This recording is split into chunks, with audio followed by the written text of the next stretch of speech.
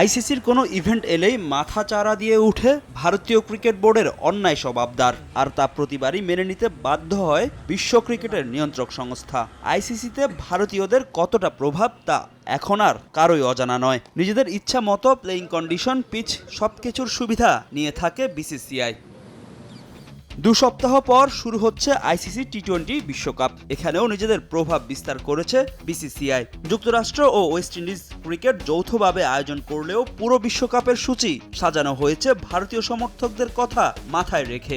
আর tournament শুরুর আগে team ইন্ডিয়াকে রীতিমতো সেমিফাইনালে পাঠিয়ে দিল আইসিসি। টি-20 বিশ্বকাপের শিরোপা জিততে আইসিসির সঙ্গে নতুন করে কোনো ফন্দি আটছে না তো ভারত?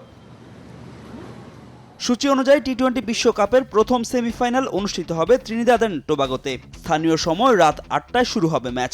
ভারতীয় সময় যা শুরু হবে ভোর 6টায়। আর এই সময় টিভি সেটের সামনে থাকবে না কোনো দর্শক। ভিউয়ারশিপের কথা মাথায় এনে গায়ানাতে অনুষ্ঠিত হওয়া দ্বিতীয় সেমিফাইনাল ভারতের জন্য বরাদ্দ দিয়েছে আইসিসি।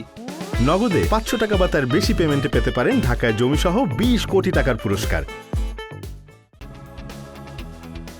গায়ানাতে স্থানীয় সময় সকাল 10:30টায় অনুষ্ঠিত হবে দ্বিতীয় সেমিফাইনাল, আর ভারতীয় সময়ে যা রাত 8টায়। ম্যাচ দেখার জন্য ইন্ডিয়ান ক্রিকেট ফ্যানদের জন্য যা আদর্শ সময়। শুধু সেমিফাইনাল নয়, ফাইনালের সূচিও ঠিক করা হয়েছে ভারতীয় ফ্যানদের কথা মাথায় রেখে। বার্বাডোসের ব্রিজটাউনের ফাইনাল অনুষ্ঠিত হবে ভারতীয় সময় সন্ধ্যা 7:30টায়। ভারতকে বিশ্বকাপের আরও একটি ফাইনাল খেলাতে ষড়যন্ত্র করছে না তো আইসিসি? এরই মধ্যে নেটিজেনরা এ নিয়ে শুরু করেছেন আলোচনা।